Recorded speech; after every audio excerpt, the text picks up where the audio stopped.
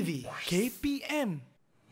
Hai, Assalamualaikum warahmatullahi wabarakatuh dan salam sejahtera diucapkan kepada seluruh penonton Didik TV KPM. Anda bersama saya, Aiman Sufian Azman, pada hari ini dalam Sukses SPM 2022 Pecutan. Apa khabar murid-murid sekalian? Harap semua dalam keadaan baik-baik, sihat, sejahtera. Ada yang tengah buat macam-macam projek kat rumah tu kan? Pastikan projek yang anda buat itu bermanfaat untuk diri anda dan juga untuk masyarakat. Baiklah, siapakah guru yang akan bersama dengan kita pada hari ini? Jom kita saksikan profil guru kita.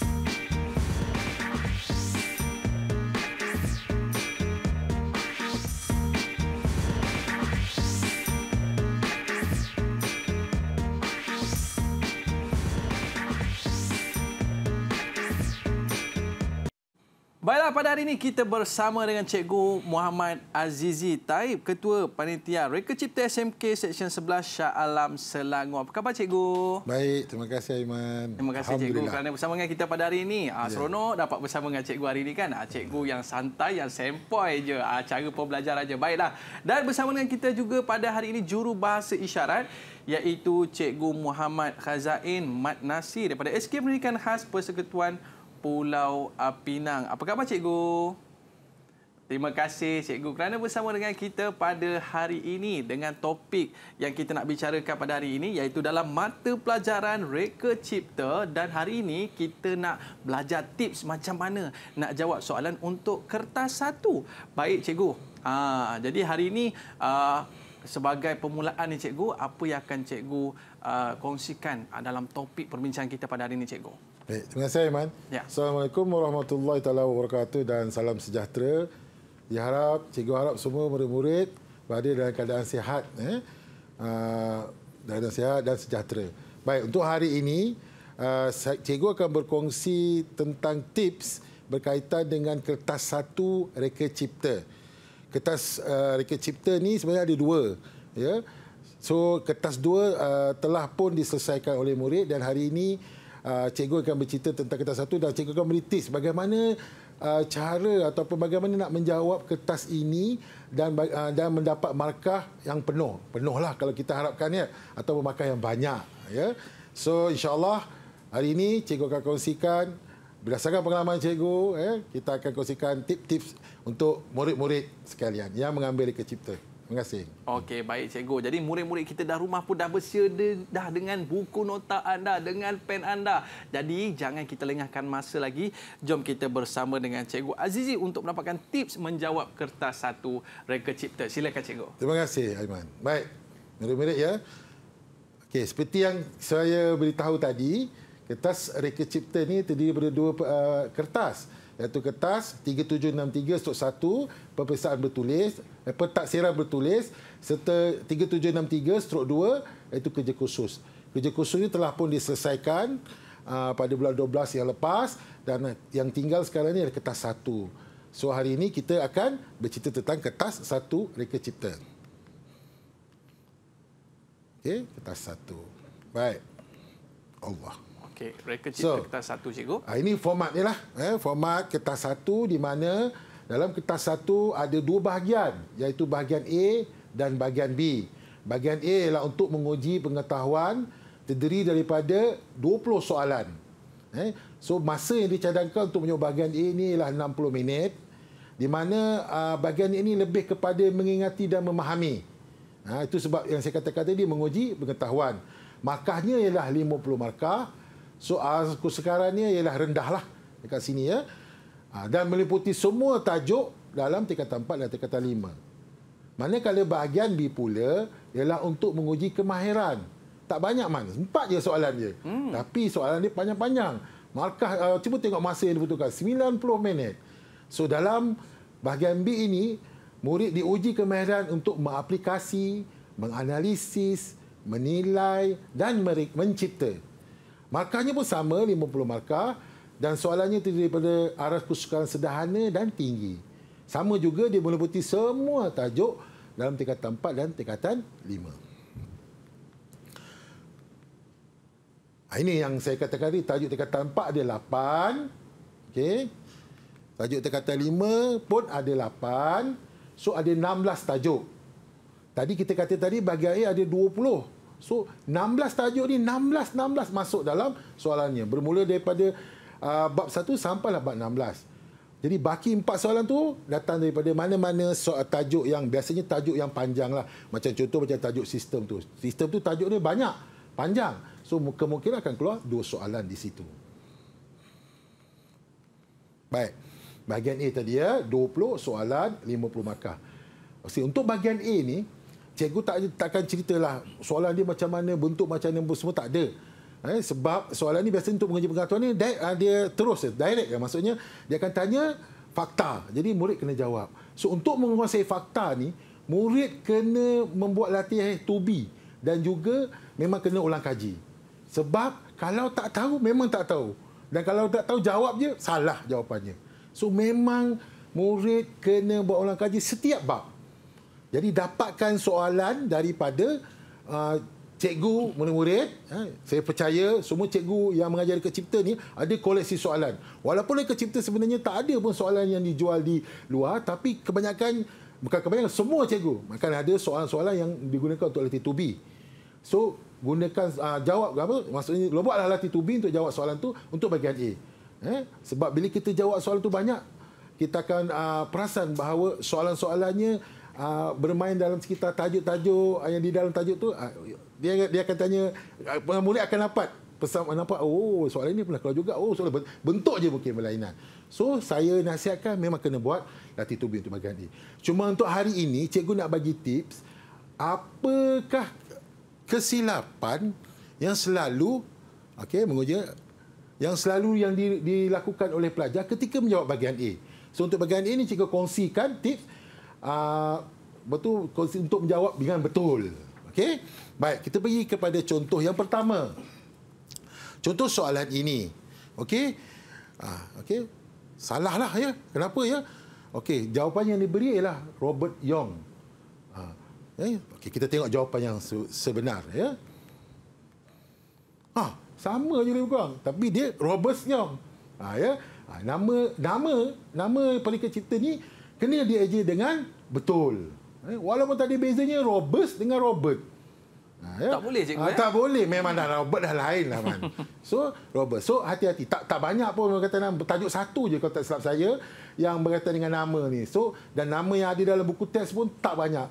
Boleh hafal, insya-Allah. Dia takkan tanyanya Pelika Cipta yang pelik-pelik lah, yang tak pernah dengar ke ataupun hanya diketahui melalui internet ni kita tengok, tak ada. Maksudnya apa yang disebut dalam buku teks tu yang kita guna. Ya. Okey. So ni contoh yang kedua. Ini pun salah juga. Okey. Okey, kita tengok ya apa kesalahannya. Istilah atau terma yang digunakan. Istilah yang digunakan. Salah. Kemudian dia pandai-pandai tambah garisan dekat bawah, tambah jawapan. Itu pun tak boleh. Walaupun jawapan itu betul, tetap dipangkah kerana dia hanya boleh dijawab pada ruang yang disediakan. Okey. So kita tengok jawapan yang sebenarnya. Imbangan. Ini terma yang betul lah. Okey. Kemudian kita tengok yang seterusnya. Ini pun sama juga, istilah dan terma salah. Ini adalah faktor pemilihan reka bentuk. So berkaitan dengan faktor pemilihan reka bentuk, faktor pemilihan tempat, kena dieja dengan betul sebab dia istilah. Okey. Ini tadi. Okey. Jawab hanya tu. Okey, saya lupa satu lagi sekejap. Tu, nombor 2 punya jawapan tu salah. Sebenarnya kalau ikutkan tadi macam betul sebab dia beri 2 jawapan. Tak boleh ya. Kita bagi 1 jawapan saja. Ini dia macam seolah-olah suruh pemeriksa lah yang pilih yang mana jawapan yang betul. Tak boleh ya. Tanda kan. Beri 2 jawapan pun tak boleh lah tertempat walaupun betul. Okey, ini jawapan dia. Right. Untuk yang soalan ni pula, dia melibatkan pengiraan. Bila melibatkan pengiraan, kena tulis unit pada jawapan akhir. Kalau untuk kiraan, kalau tak ada unit, tak apa. Okey? So, salah. Walaupun hitungan ni betul. Jawapan ni betul. Tetap dikira salah sebab tak tulis simbol RM tu. Unit dia RM tu ya. So, ini adalah jawapan yang betul.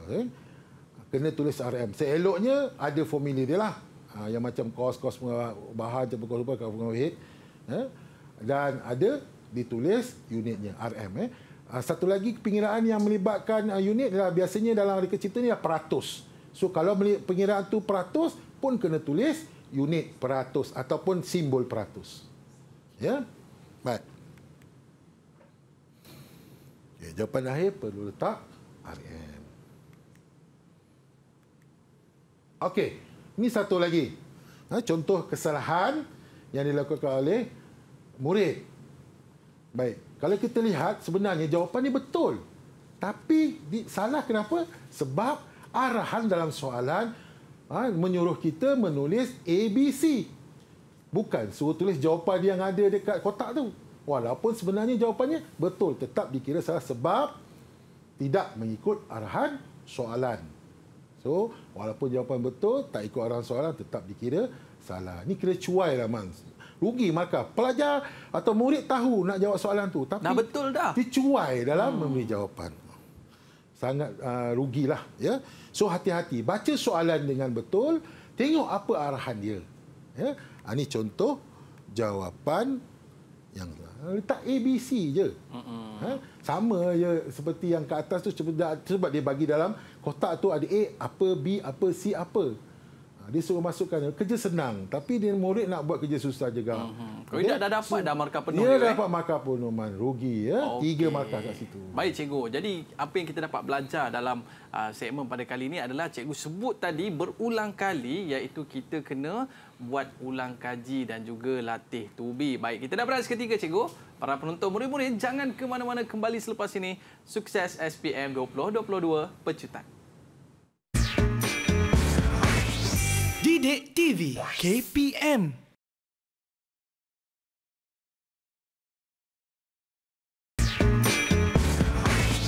Didik TV KPM. Baiklah, kembali bersama saya Man Sufian Azman di Didik TV KPM dalam Sukses SPM 2022 Pecutan. Pada hari ini kita dalam mata pelajaran Reka Cipta, kita nak belajar tentang kertas 1 dan untuk segmen pada kali ini kita nak belajar bahagian B pula. Betul, cikgu? Betul. Okay, silakan, cikgu. Baik. So, seperti yang saya katakan tadi, bahagian B ni 4 soalan je, Man. Tapi 50 markah. Ya. Dan seperti yang saya katakan tadi juga, bahagian B ini merupakan soalan arasnya ialah aras, sederhana dan tinggi. Ya, mari kita lihat soalan bahagian B. Okey, bahagian B ni ada 4 soalan tadi. Jadi soalan pertama ialah untuk soalan kemahiran mengaplikasi, ya, iaitu 10 markah.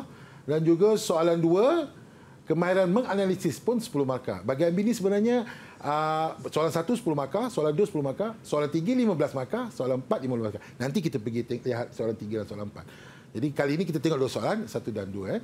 So bahagian B ni, yang pertama soalan 1 ialah kemahiran mengaplikasi. So, mengaplikasi apa? Okay, dalam soalan 1, murid perlu mengaplikasi pengetahuan dan kemahiran mereka. Mengaplikasi contohnya seperti menghasilkan kemahiran dalam menghasilkan lakaran persembahan, melakar logo atau jenama, menghasilkan brosyur, melukis graf bar, mencadangkan bahan yang sesuai, membaca litas skematik, melukis lukisan ortografik dan lukisan isometri. Ini contoh-contoh kemahiran yang dibelajar dalam Reka Cipta, yang mereka perlu mengaplikasi pengetahuan dan kemahiran mereka dalam menjawab soalan. Mari kita lihat contoh soalan 1. Baik, ini contoh soalan 1. Jadi saya bacakan soalan tersebut. Rajah 1 menunjukkan sebuah kotak pelbagai guna. Dalam Reka Cipta ni, kalau bahagian soalan bahagian B, mesti ada gambar, mesti ada rajah. Memang Reka Cipta ni dia suka bagi rajah. So, berdasarkan rajah ni diberi sebagai stimulus untuk mendapatkan jawapan. So, pelajar lihat dalam rajah tersebut, okey, untuk mendapatkan maklumat. Kemudian, kita lihat pada soalan yang seterusnya. Okey, dia minta untuk kita melakukan inovasi. Maksudnya cadangan inovasi ni boleh penambahbaikan atau pengubahsuaian. Penambahbaikan ni kita tambah minor. Pengubah soil maksudnya kita buat pengubahan total. Mungkin kita ubah bentuk kotak tersebut. Jadi tak kisah mana-mana. Sebab dipanggil inovasi. Nak buat pengubahan, nak ubah terus waktu buka rupa kotak ke atau nak tambah sikit-sikit, contoh tambah roda ke pada kotak tersebut, dia punya rupa asal tak berubah pun tak apa. Ya. So ini contoh cadangan inovasi yang diberi. So contoh yang pertama ialah menambah pemegang supaya mudah untuk mengangkat kotak tersebut. Kenapa saya letak dua warna yang berbeza? Sebab untuk menunjukkan bahawa dalam menjawab soalan ini yang mempunyai 4 markah, dia minta 2, maksudnya 1 jawapan 2 markah. 2 markah diperolehi daripada fakta dan penerangan. So yang biru itu fakta dan penerangan tentang fakta tersebut saya letakkan warna yang lain. Sama juga jawapan yang kedua, iaitu menambah roda supaya mudah untuk mengalirkan kotak tersebut. Itu alasan kenapa kita perlu tambah roda. So dapat bagi fakta, dapat beri penerangan, 2 jawapan, maka dapatlah markah 4 penuh. Okey? Baik. So soalan yang kedua dia minta untuk kita lakarkan lukisan persembahan. Macam saya kata tadi lah, aplikasi. So, dalam soalan ini minta murid untuk mengaplikasi kemahiran membuat lukisan persembahan. Okey. Bagi inovasi yang dicadangkan di A. So kita dah cadang, kita kena lakar cadangan kita tu pada kotak tersebut. Lakaran itu adalah mengandungi lakaran perspektif. Dia bagi syarat pula. Lakaran perspektif, tone dan bayang serta berwarna. So ini contoh jawapan yang diberi. Okey. Okey, contoh jawapan diberi kalau kita lihat untuk mendapat markah, lakaran perlu mengandungi lakaran inovasi dan 1 dan 2. Tadi kita sebut tadi dalam soalan yang pertama tadi, menambah pemegang, menambah roda. So ada di lakar pemegang, ada di lakar roda, maka dapatlah markah untuk lakaran inovasi 1 dan 2. 6 markah tu ya. Kemudian lakaran dilukis dalam bentuk perspektif. Macam mana tengok perspektif ke lukis lakaran ni? Tak ada nampak sebarang perspektif pun kat situ, cikgu. Okey, cuba kita imbas kembali. Perspektif ialah kita nampak seolah lukisan ini atau lakaran ini menuju pada satu titik. Aiman kata tak nampak. Mari kita test. Mari kita tengok seterusnya. Wah, perspektif Man. Bila kita unjurkan garisan pada bentuk lakaran tersebut, kita dapat lihat dia menuju pada satu titik. So, lakaran ini bentuk perspektif. So, jawapan murid nanti biasanya pemirsa akan lihat. Dia akan lihat, tengok, nampak tak perspektifnya. Ini saja saya nak tunjukkan, saya buat garisan tu menunjukkan bahawa memang nampak perspektif. Barulah dapat markah untuk lakaran tersebut. So, yang ketiga tadi ialah mempunyai tone. Kalau kita lihat, warna pada box tadi tu ada tone. Ada yang gelap, ada yang cerah. Okay? Bayang. Tengok di bawahnya ada nampak bayang yang berwarna hitam dan berwarna. Maka semua ini dilakukan, maka dapatlah 6 markah. 2 inovasi, lakaran dibentuk dalam perspektif dan 2 ada tone, bayang dan warna. Dapat 6 markah penuh. Ya. Okey. Soalan 2. Okey, soalan 2 tadi saya kata kemahiran menganalisis. So, dalam soalan 2 ini, murid perlu membuat analisis pada gambar rajah yang diberikan berdasarkan situasi. Sama juga saya kata tadi, dia akan bagi gambar rajah, dia akan bagi rajah gambar. Kemudian, dia kena buat analisis. Contoh analisis apa? Analisis litas skematik, menganalisis jadual pengumpulan maklumat, menganalisis kegagalan bahan dan menganalisis keuntungan dalam pemasaran. Ini contoh-contoh analisis yang dilakukan, yang murid perlu lakukan untuk menjawab soalan. Ini contohlah. Okay, mari kita lihat contoh soalan. Okey, Man. So, kalau ikut sini, kita nak menganalisis apa? Kita nak menganalisis sebuah mesin permainan ni. Mesin permainan dan juga tengok sebelah dia tu. Yang di sebelah tu ada litas. So, tadi saya kata tadi menganalisis litas skematik. Ini contoh soalan yang menganalisis litas skematik. So, murid kena lihat litas tersebut dan gambar yang permainan tu kita panggil carousel lah. Dia letak bukan suka-suka je letak ya.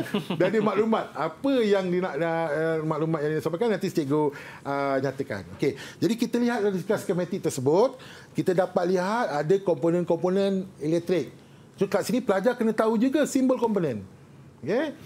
dan fungsinya. So kalau kita lihat dalam lita ni, kalau kita rujuk balik Rajah 19A tu, gambar permainan tersebut, karusel tersebut. Inilah permainan karusel yang mana permainan ini kalau kita seperti yang pernah kita lihat sama ada secara depan-depan ataupun secara dalam TV, dia berpusing, dia bergerak. Okey? Dan yang menggerakkan ini ialah motor. Tapi di dalam lita kalau kita lihat tak ada simbol motor. Okey? So apa kena mengena yang lita simbol motor tu? So kita tengok kepada soalan seterusnya. Dia tanya, kalau kita tengok dalam lita tadi tu, ada simbol yang dilabelkan sebagai komponen K. Dan tadi berdasarkan gambar yang kita lihat, permainan karusel tadi, dia bergerak, tapi dalam lita tersebut tak ada simbol motor. So, kita boleh meneka bahawa komponen K ini ialah motor elektrik. Kena pasti komponen K, motor elektrik atau motor. Kemudian dia minta untuk terangkan fungsi komponen tersebut. So, dalam soalan ini, jika murid salah mengenal pasti, maka dia salah memberi penerangan fungsi, dia dah rugi 3 markah dekat situ. Ya. So dia sebab apa? Sebab jawapan 2 tu menerangkan jawapan 1. So kalau jawapan 1 dah salah, maka jawapan 2 salah. Okey. So kita terangkan apakah fungsi motor, menukarkan tenaga elektrik kepada tenaga mekanikal untuk menggerakkan karusel. Sama macam saya nyatakan tadi, kita kalau dalam soalan ini dia 2 markah. So, kena ada fakta dan penerangan. So, warna yang ungu tu ialah fakta dia dan warna merah itulah penerangannya. Barulah dapat 2 markah. Okey.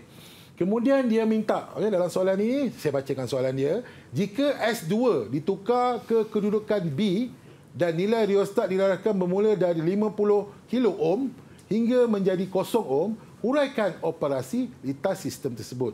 So, dia minta kita huraikan apa yang terjadi dalam lita bila kita melakukan satu perubahan, iaitu kita menyelaraskan rintangan daripada 50 ke 0. So, apa yang terjadi? Dia nak kita ceritakan. Okey? So, bila kata huraikan, kena merujuk kepada sebelum, semasa, selepas. Okey? Baik. Bagaimana ini contoh sebelum, semasa. Saya dah warnakan ikut warna. Jadi sebelum okey, kita lihat 6 markah. So biasanya sebelum 1 markah, selepas 1 markah. So yang semasa tu bergantung. Kalau markah dia 5, 3. Kalau markah dia 6, 4 lah, ya. So warna hijau tu ada 4, kuning 1, biru 1. Kalau kita lihat kepada slide, ya. So sebelum ni lah, sebelum berlaku apa-apa, apa yang sebenarnya berlaku. So dia kata tadi tukarkan. Jadi kita tulis tukar kedudukan Swiss S2 kepada kedudukan A ke B. Atau kita tuliskan hidupkan Swiss pun boleh. Samalah. Bila kita tukar S2 kepada B itu sebenarnya kita hidupkan Swiss untuk arus mengalir dalam lita yang lita yang menggunakan motor tadi. Baik. Jadi hidupkan Swiss ataupun tukar kedudukan Swiss dari S2 dari kedudukan A ke B untuk hidupkan lita lah. Kemudian apabila dah hidup lita, arus mengalir, apa yang berlaku? Kalau kita lihat dalam lita tersebut, kita dapat lihat bahawa yang pertama sekali dia lalu ialah pada lampu. Okey, lampu. Jadi arus akan menghidupkan L2. L2 tu sebenarnya mentol lah, lampu lah. Mentol. Dia menyalakan L2, mentol. Kalau kita tengok lita tu, ya. So, kemudian bila seterusnya ialah dia lalu kepada motor. So, apa berlaku pada motor? Motor akan bergerak atau berfungsi atau berputar mengikut kelajuan yang dilaraskan. So, dalam kes ini, kelajuannya mengikut yang dilaraskan ialah 50 kilo ohm, dia punya rintangan. So, dia akan berputar ikut kelajuan yang ditetapkan mengikut 50 ohmnya rintangan. Kemudian, apa yang mahu? Dia minta dia soalan tadi minta kita laraskan. So kita tulis laraskan riostat daripada 50 kilo ohm ke 0 ohm seperti yang diarah dalam soalan lah. Kita tulis. Okey. Jadi seterusnya kan bila kita dah selaras tu apa yang berlaku? Di sini murid kena tahu bila rintangan semakin berkurang, maka motor akan jadi semakin laju atau kelajuan dia makin bertambah. Sebab rintangan dia semakin berkurang. Kita kena tulis tu. Sebab itulah yang hasil analisis kita dapat bila situasi ini dia berlaku. Okey. So untuk selepasnya, maksudnya selepas dia jadi laju tu, kalau kita nak habiskan ni, kita tulis tutup atau matikan Swiss untuk mematikan motor. Cukup. So kalau jumpa soalan begini, kalaulah murid tak tahu apa nak tulis ni, tulislah sebelum dan selepas sahaja. Iaitu hidupkan Swiss, matikan Swiss. Dapatlah 2 markah sekurang-kurangnya daripada 6 markah tersebut. Ya, hidupkan Swiss. Tapi ini hanya untuk fungsi operasi litar. Jangan nanti dia fungsi operasi ini sebenarnya ada banyak boleh ditanyalah. Mungkin pada sistem, mungkin pada produk bagaimana dia berfungsi. So kalau produk tu tak menggunakan elektrik, jangan tulis hidupkan Swiss, matikan Swiss. Bukan semua operasi ataupun huraian operasi tu boleh ditulis dengan hidupkan Swiss, matikan Swiss. Tak boleh. Kalau dia melibatkan elektrik saja. Ya. So kalau dah tak tahu, tulis hidupkan Swiss, matikan Swiss. Kalau jumpa soalan yang berkaitan dengan elektrik. So tulis semua ini, dan saya kalau boleh tulis macam yang saya tunjukkan ni. Jangan buat kata macam karangan lah. Satu perenggan saja. Sebab yang nak memeriksa manusia. So kalau tulisan pun cantik, lepas tu dikumpulkan pula pemeriksa pinau mata nak cari markah. So saya cadangkan tulis macam ni satu persatu. Dia punya point, dia punya apa? Inilah fakta-faktanya. So senang pemeriksa nak tengok untuk memberi markah. Nampak ya dia punya urutan tu. Sebelum, semasa dan selepas. Okey. So dalam soalan 2 ni tadi, kebanyakannya memang kena buat analisis lah. Macam saya kata tadi, dia ada analisis bahan. Jadi tengok pada bahan tersebut, cadangkan bahan yang sesuai. Dia ada analisis jadual. Lihat pada jadual tersebut apa maklumat yang diberi, gunakan maklumat untuk jawab soalan. Itu masuk analisis lah. Okey. Baik. So soalan yang ketiga akhir sekali, jika L2 terbakar, ramalkan kesan kepada komponen K. So, kalau kita tadi sebenarnya dia punya slide tu besar sangat. Saya nak masukkan litar, tak boleh. Jadi kita tengok balik litar ni.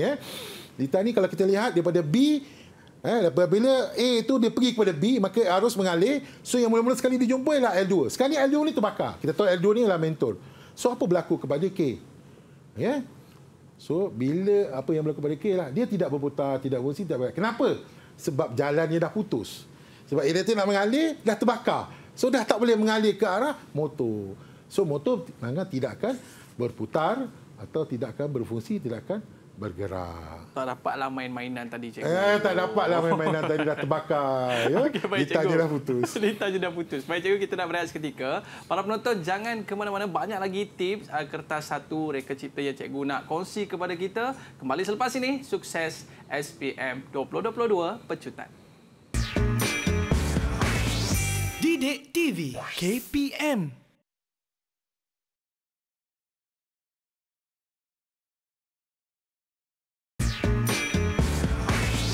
Didik TV KPM. Kembali bersama saya Aiman Sufian Azman di Didik TV KPM dalam Sukses SPM 2022 Pecutan. Hari ini kita dalam mata pelajaran Reka Cipta. Kita nak belajar kertas 1. Tadi dah selesai untuk bahagian B, soalan 1 dan 2. Mungkin cikgu nak sambung lagi untuk soalan 3, soalan 4. Silakan cikgu. Ya. Terima kasih Aiman. Baik, kita lihat bila untuk bahagian B ni soalan 3 dan soalan 4. Jika soalan 1 dan soalan 2 tadi 10 markah, untuk bahagian B ni 15 markah. Ya, maksudnya apa? Maksudnya panjang lagi lah soalannya kan. Tak dapatkan 15 markah tu. Ataupun kelebihlah kerjanya kot. Okey, kita tengok. Untuk soalan 3 ialah kemahiran menilai dan soalan 4 ialah kemahiran mencipta. Okey, 15 markah untuk soalan 3 dan 15 markah untuk soalan 4. So, kita lihat soalan 3. So, soalan 3 ini memerlukan murid perlu membuat penilaian ke atas 2 produk yang diberikan dengan membandingkan spesifikasi kedua-dua produk tersebut dan akhirnya memilih yang terbaik mengikut situasi yang diberikan. Mari kita lihat contoh soalannya. Baik, kalau kita lihat diberi 2 produk seperti yang saya katakan tadi dan murid boleh lihat di sebelah gambar tersebut ada spesifikasinya. Kalau Aiman nak pilih yang mana? Ni situasinya digunakan dalam perkemahan. Lampu suluh yang mana yang menjadi pilihan Aiman? Okey cikgu, kalau saya pilih kecil sikit lah cikgu. Kecil sikit, Saya ya? pilih yang bawah tapi tak tahulah sesuai ke tak cikgu. Pasal dia nampak macam pistol je. Nampak macam Macam pistol. menarik je. Okey, tak apa. Kita lihat. Betul tak pilihan Aiman tu untuk situasi perkemahan ini berdasarkan speknya. Okey. So dia kata berdasarkan rajah 8, tentukan lampu suluh yang paling sesuai dengan membandingkan kedua-dua lampu suluh tersebut. So ini contoh jawapan. Okey, untuk menjawab soalan ini, yang pertama sekali kita kena lihat berapa markah yang diberikan. Okey. So dalam soalan ini markahnya ialah 9. Bermaksud untuk menjawab soalan ini kita memerlukan 4 spek. Kita perlu membandingkan 4 spek. Ada soalan ini, ada juga soalan bahagian B, soalan 3 ni dia beri untuk soalan A ni dia beri markahnya 11. So kalau 11 maksudnya 5 spesifikasi. Ya? Jadi kalau kurang rugi, lebih tak apa. Kalau katakan 9 markah saya terbagi 5 je sebab tak ada masalah. Jangan kurang. Okey? So oleh itu untuk soalan ini dia 9 maka 4 spesifikasi. Jadi kita lihat yang pertama, saya bandingkan spesifikasi yang pertama iaitu pencahayaan ya. Jadi lampu suluh A mempunyai pencahayaan mencapah berbanding lampu suluh B yang mempunyai pencahayaan tertumpu. Maksudnya cahaya dia pergi besar. Yang bawah tu produk yang kedua tu B tu lampu suluh B dia pergi kecil je. Tapi dalam situasi yang diberikan adalah perkemahan. Bukan kita nak mencari barang dalam stor ke yang memerlukan lampu yang ni lampu yang bertumpu. Kita nak lampu yang kalau boleh lagi luar lagi bagus, nak terang kan. Sebab perkemahan dalam hutan tak ada lampu. Jadi kalau boleh kita bila kita menilai satu tu nak luar, kita nampak semua apa yang berlaku. So, oleh itu dalam situasi begini lampu A lah sesuai. Jadi kita tulis lampu A punya mencapar berbanding lampu suluh B punya bertumpu. So alasannya apa? Oleh itu lampu suluh A boleh menerangi kawasan yang lebih besar. Itu dia punya kelebihan. Okay? So dalam soalan ini pun sama. Saya warnakan berbeza. Bila dia membandingkan dengan menulis kedua-dua spesifikasi, dapat 1 markah. Kemudian dia memberi alasan untuk kelebihan tersebut, dapat 1 markah lagi. Ya. Okey, baik, kita pergi yang seterusnya. Nanti bawa saya bagi tip untuk soalan 3. Okey, fakta dan penerangan. Okey, soalan tadi kita dah bagi kita dah banding 1 spek, so ada 3 lagi So, kita lihat spek yang kedua yang kita bandingkan. Lampu suluh A mempunyai 4 bilangan LED berbanding lampu suluh B yang mempunyai 1 saja bilangan LED. So, lebih baik baguslah yang banyak lampunya berbanding yang 1 lampu. So, kita bagi alasannya lampu suluh A lebih cerah cahayanya. Ialah 4 dengan 1 dah tentulah dia lebih cerah. Sesuai untuk digunakan dalam hutan ketika perkemahan. Seperti saya katakan tadi, kita kena banding kedua-dua spek, kena sebut lampu suluh A spek dia apa, lampu suluh B spek dia apa. Dalam spesifikasi ini ialah bilangan dia 4 berbanding bilangan dia 1. Itu kita kena sebut. Untuk dapat markah penuh 1. Kemudian baru kita bagi kita beri dia punya alasan. Okey. Yang ketiga pula speknya. Lampu suluh A menggunakan sumber kuasa bateri DC. DC ni maksudnya direct current lah. Atau maksudnya kita faham dia menggunakan bateri. 12 volt berbanding dengan lampu suluh B yang menggunakan sumber kuasa bekalan tenaga elektrik 240 V. Maksudnya dia kena cas. Walaupun di USB dia tetap kena cas. So kena ada power point ataupun plug kuasa. So kalau dalam hutan mana nak dapat plug kuasa? Itu pun kalau cikgu bawa generator dia nak pakai atau kita nak tumpang cas kan. So dalam kes ini lampu suluh A lebih baik sebab kita boleh bawa di mana-mana. Maksudnya tak perlu fikir untuk cas. Bateri kita bawa lebih, kalau habis kita gantikan. So tak perlu fikir nak cas di mana. So dekat sini lampu suluh A lebih baguslah, lebih sesuai. Okey. Yang ketiga sudah, so yang ini keempat. 9 markah. Lampu suluh A punya warna kuning dan merah berbanding lampu suluh B yang mempunyai warna hitam dan putih.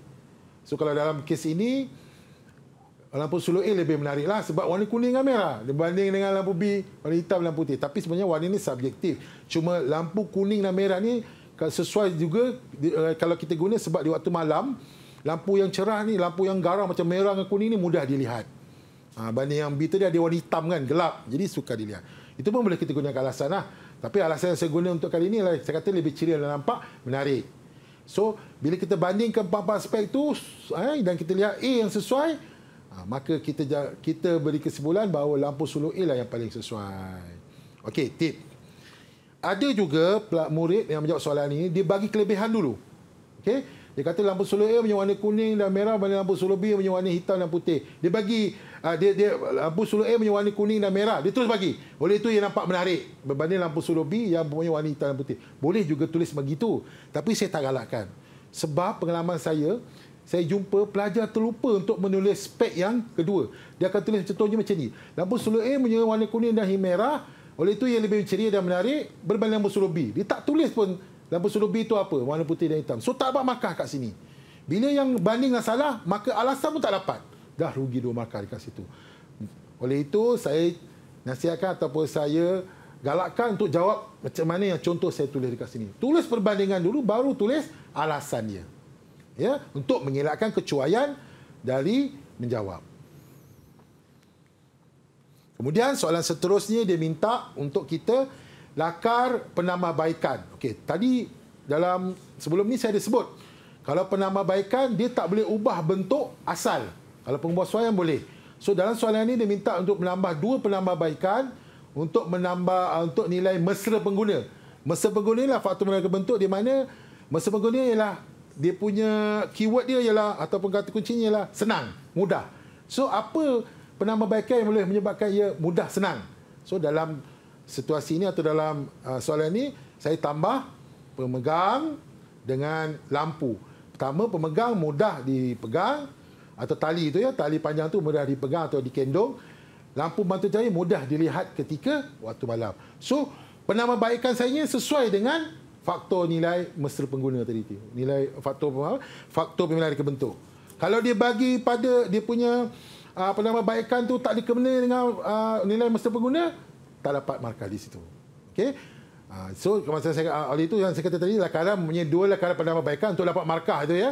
2 penambah, kita kata dia apa? Lakaran tali pegang dengan lampu. So, kita dah lakar, dapat 2 markah. Kemudian, diberi label. Kedua-dua tu dapat lagi markah. Kemudian dilukis dalam bentuk 3 besi, dapat lagi markah. Okay? Jadi, murid buat semua apa yang saya nyatakan di situ, dapatlah markah penuh. Okey? Itu soalan 3. Baik, soalan 4. Okey. Soalan 4 ialah soalan mencipta. Okey, baik. Kita baca dulu ya. Soalan 4, murid perlu membuat analisis pada gambar rajah yang diberikan berdasar situasi. Kemudian kena mengenal pasti masalah yang berlaku dalam gambar rajah tersebut. Murid kemudian perlu mencadangkan penyelesaiannya melalui lakaran inovasi atau lakaran reka ciptaan. Maksudnya apa ya? Kalau kita lihat contoh soalan, dia bagi satu gambar atau rajah yang menunjukkan satu situasi. Dalam soalan ini, situasinya ialah sekumpulan sukarelawan sedang membersihkan sampah di pesisiran pantai. So, kita tengok, seperti yang saya nyatakan sebelum ini, rajah yang diberi itu sebagai stimulus. Maksudnya memberi maklumat untuk awak mendapatkan jawapan atau untuk awak menulis jawapan. Okay? So, kita lihat dalam rajah ini, kita lihat, kemudian kita tengok dia sedang melakukan apa aktivitinya. Kemudian biasanya soalan dia akan pergi kepada apa masalah yang kita nampak dalam situasi tadi, dan kita nyatakan masalah tersebut. So dalam soalan ini dia minta kita terangkan. Bila terangkan, terang ni maksudnya kena ada fakta, penerangan. 4 markah. So kena ada 2 masalah dan penerangan. Okey. So kita kena pasti apa ya masalah yang kita boleh lihat pada gambar tu. So masalah yang pertama, of course ataupun tentulah dia pegang penyapu tu, pantai tu besar tu, jadi dia kena menyapu kat pantai. So biasanya pegang penyapu ni batang kayu dia keras, lama-lama tangan boleh berasa sakit. Okey. Kemudian yang kedua iaitu mengambil masa yang lama lah, sebab guna penyapu, pantai pun besar. So dia ambil masa yang lama menyebabkan pembezaran masa dan tenaga. 2 warna yang berbeza menunjukkan satu fakta, satu alasan. Ada 2 jawapan, maka dapat 4 markah. Baik. Ini yang saya kata tadi. Soalan 4 ni adalah mencipta. So, lakar dan labelkan satu reka ciptaan untuk mengatasi masalah yang dinyatakan di 4A. Okey, kenapa dia kata ada masalah yang dinyatakan di 4A? Okey. Okey, ini contoh lakaran dia. Okey. Baik. Dalam 4A tadi kita nyatakan bahawa tangan berasa sakit disebabkan batang kayu yang keras dan mengambil masa yang lama. So lakaran yang kita hasilkan perlulah mengatasi atau menyelesaikan masalah yang kita nyatakan dalam 4A. Maksudnya di sini kalau awak tulis jawapan dekat 4A itu masalah tak ada pun awak lakar, tak ada pun penyelesaian dia, maka tak dapat markah lakaran tersebut. So kalau kita lihat dalam lakaran ni ada pemegang berspan. So masalah tangan sakit pegang lama selesai. Dia kata memazir masa. So kalau kita lihat ada alat pengumpul, ada roda. So kita boleh melakukan kerja dengan cepat. Boleh tarik. So dari pemaziran masa dan tenaga tak berlaku. Mudahlah. Mudah dan cepat boleh kumpul ke sampah. Kemudian dalam lakaran ini perlu mengandungi, okey, yang tadi saya dah, perlu mengandungi penyelesaian masalah. Jadi kita, apa yang kita nyatakan, kita kena lakar. Kemudian kena ada label. Sekurang-kurangnya dia label. Tapi saya cadangkan buatlah lebih label. Okey? Buatlah lebih. Biar lebih, jangan kurang. Kemudian lakaran mesti dibuat dalam bentuk 3 dimensi, 3D. Kalau kita lihat memang lakaran ini nampak dalam 3D. Kemudian mestilah kemas dan jelas. Okey? Kemas dan jelas. So kalau kita lihat lakaran tu selesai, masalah di baik. So masalah di sini ialah kalau tu sebab nak jawab soalan ini kalau boleh, tengok dulu apakah soalan seterusnya. Jangan cuba nak jawab je. Sebab kita kena rangka jawapan. Oh, dia nak buat saya nak buat pemegang span, so jawapan yang pemegang span tangan sakit. Ataupun saya jawab tu tangan sakit, so saya kena lakar pemegang dia supaya tak sakit boleh pegang. Macam tu. Kita kena rangka jawapan ni dulu. Kalau tak ada kena mengena, tak dapat markah. Okey. Terus soalan seterusnya diminta. Ni kata tadi elektrik. Yang ni fungsi operasi macam mana nak guna reka ciptaan tu. So ini tak boleh mula dengan macam saya kata tadi. Switch dihidupkan sini tak boleh. Sebab ini tak ada kena mengena dengan litar elektrik. So, sama juga sebelum, semasa, selepas, 4 markah. Jadi sebelum 1, selepas 1, semasa tu 2. Cerita macam mana cara nak guna. So, kalau kita lihat sebelum kita guna peralatan yang kita cipta tadi tu, okey, kita kena buat apa? So, pengguna perlu melaraskan batang pelaras agar sesuai dengan keselesaan dan pegang pemegang tu. Kita laras, kita dapat tadi ada pelaras, kita ikut ketinggian, atau kita pegang. Itu sebelum mula. So, itu sebelum. Bila kita mula tolak, apa berlaku? Tarik pengaut, okay, kita tolak atau tarik. Tarik pengaut sampah, dia akan mengaut sampah. Dia akan, bila kita tarik, sampah akan masuk dekat dalam tempat yang kita lihat tadi, yang kita lukis tadi tekan. Akan masuk dalam tu. Kemudian, pengaut tu berjaring. So, mana sampah akan terperangkap, tapi pasir akan terkeluar. Ini sebenarnya memerlukan imaginasi lah, Aiman. Kita yang lakar tu, jadi kita menyaksikan macam mana cara nak guna alatan yang saya cipta ni. So dia kena terangkan macam mana cara nak guna dia. Kemudian ia diulangi sehinggalah semua sampah habis dikaut. Jadi sebelum 1 markah, semasa 2 markah dan selepas 1 markah. Cukup 4 markah. Ya. So untuk menjawab soalan ini, memang saya minta murid untuk melihat soalan dulu, rangka jawapan dulu, baru jawab. Jangan gopoh-gopoh nak jawab. Yang penting kena faham soalan yang diberikan terlebih dahulu, cikgu. Baru mudah untuk kita nak jawab, cikgu. Betul. Okey, baik, cikgu. Kita nak berehat seketika. Para penonton, murid-murid jangan ke mana-mana. Kembali selepas ini, sukses SPM 2022 Pecutan. Didik TV KPM.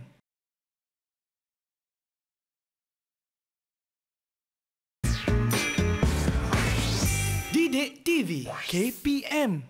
Baiklah, kembali bersama saya Iman Sufian Azman di Didik TV KPM dalam Sukses SPM 2022 Pecutan dalam mata pelajaran Reka Cipta. Baik, cikgu, belajar dah tengok dah soalan-soalan yang cikgu berikan kepada kita. Tapi kita takut murid kita ni melakukan kesilapan ataupun apa istilahnya careless, cikgu. Perkara yang simple-simple. Jadi mungkin kita nak dengar peringatan daripada cikgu untuk bahagian A dulu.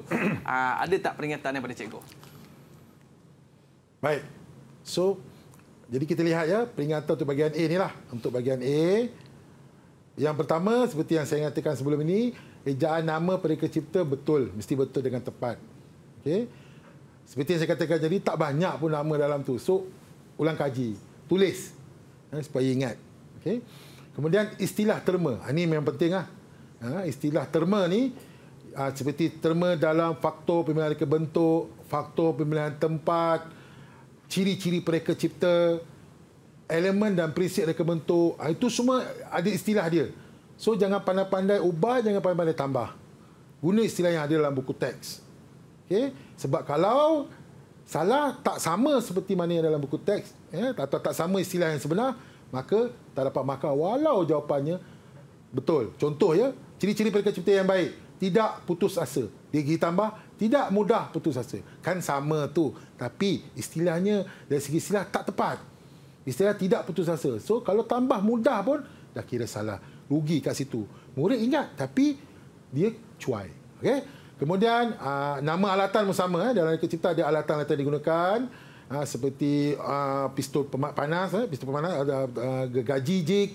Itu kena tahulah, kena betul lah ejaannya dan istilahnya. Okey. Kemudian dalam kiraan perlu ada simbol. Kalau sekiraan kos biasanya simbol dia RM, atau kiraan peratus perlu ada simbol peratus. Itu je biasa kiraan yang ada dalam reka cipta lah. Kemudian jangan pandai-pandai tambah jawapan sendiri. Dah bagi 3 dia minta 3, pandai tambah 4, 5. Dengan harapan pemirsa-pemirsa juga jawapan tu. Tak ada. Kita pemirsa yang ada dalam jawapan, dalam ruang jawapan yang disediakan aja. Keluar daripada itu tak diterima. So kalau salah macam mana? Potong elok-elok, tulis di sebelah atau tulis di atas. Potong satu garisan. Jangan macam tu nanti dah tak nak kotor. Potong satu garisan, tulis. Atau sampai dah tak muat ke atas, potong. Tulis di sebelahnya ataupun di ruang yang lain dengan nombor. Maksudnya macam itu. Tapi kalau ada jawapan di atas, bawah pun ada jawapan, maka kita tak bagi markah pun jawapan di bawah walaupun betul. Kemudian jangan bagi jawapan atau banyak dalam satu ruang. Macam kita tengok tadi, fungsi stroke keselamatan. Dua-dua tu betul. Disuruh kita pilih pula mana jawapannya. Tak boleh sebenarnya. Disuruh pemeriksa lah yang pilih. Maknanya ruang jawapan, satu jawapan. Walaupun jawapan dua-dua tu betul, tetap kita kira salah. Sebab tak ikut arahan soalan. Sama juga. Kalau arahan soalan dia suruh menggunakan simbol ABC ataupun simbol 1, 2, 3. Jangan bagi ikut apa yang faham sendiri. Tulis jawapan ke ataupun tulis jawapan lain yang berkaitan ke. Ikut jangan. Kalau dia kata suruh tulis jawapan dia dalam bentuk simbol. Kalau kata arahan dia kata nyatakan dalam tulis jawapan mengikut A, B, C. Macam yang kita tengok contoh tadi. Tulis dalam A, B, C. Itu tips bahagian A lah. Okey, kemudian kita lihat untuk tips bahagian B. Okey, seperti yang saya kata tadi, jangan terlalu teruja nak jawab soalan. Seeloknya bahagian B ni baca dulu. Baca je semua soalan. Tak sampai 5 minit pun baca.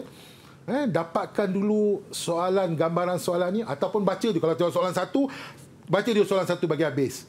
Dapatkan gambaran apa nak buat, rangka jawapan anda, baru buat. Okey? Sama juga soalan 2, soalan 3 dengan soalan 4. Baca dulu, tengok dulu soalan tu. Sebab soalan bahagian B ni ada soalan ni yang berangkai. Maksudnya merujuk jawapan di atas. Kalau atau jawapan yang diberi 4A untuk soalan B. So kalau jawapan 4A tu tak ada kena mengena dalam jawapan B, tak ada kena dengan 4A, maka tak dapat markah. Seperti yang kita tengok contoh tadi kan. Masalah yang dinyatakan dalam A, dia nak kita selesaikan. So kalau masalah tu kita nyatakan, kita buat penyelesaian dia okey. Tapi kalau kita buat yang lain, tak ada dalam jawapan yang kita bagi dalam 4A itu, tak ada markah dekat situ. Penat je belajar melukis. Sebab tak ada kena mengena. So hati-hati. Rangka dulu jawapan anda, tengok rangka apa nak buat, baru tulis jawapan. Okey? Gunakan gambar rajah yang dia beri sebagai stimulus dalam mencari jawapan. Macam saya kata tadi. Dia bukan suka-suka je letak gambar kat situ. Bukan nak bagi cantik tak. Mesti ada maklumat yang perlu anda lihat dalam tu yang anda nak gunakan untuk mendapatkan jawapan anda. Okey? Kemudian lakaran semua kena ada label. Kecuali kalau lakaran tu lukisan persembahan tadi, tak perlu nak labelkan lah. Tone, bayang tak perlu label. Lakaran logo pun kalau kita lukis, tak perlu letak label. Maksud ni apa, maksud ni tak perlu.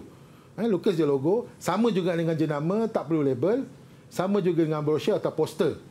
Tapi kalau lakaran macam lakaran keciptaan tadi, lakaran penambahbaikan, penguasaan, letak label. Kalau boleh, lebih daripada 2. Kalau boleh.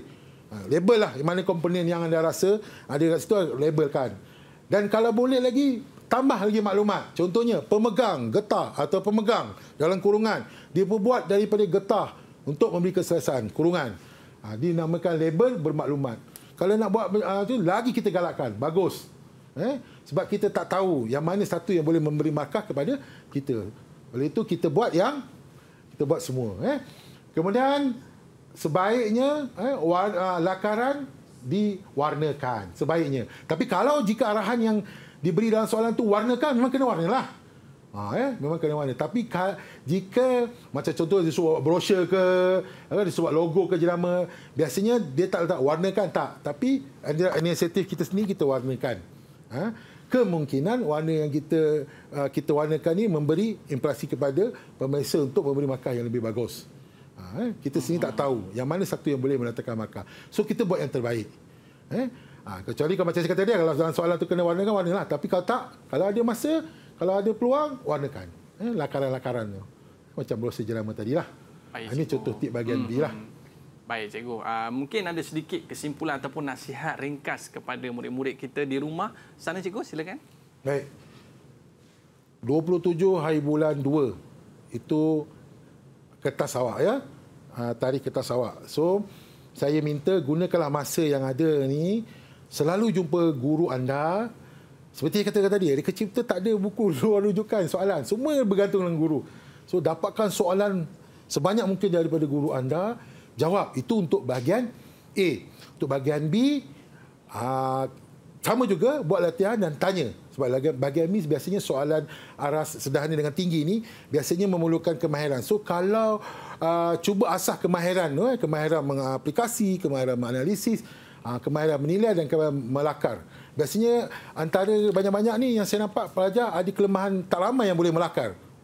So berlatih, ambillah kesempatan ni berlatih melakar. Sebab kelakaran yang jelas tu memberi markah.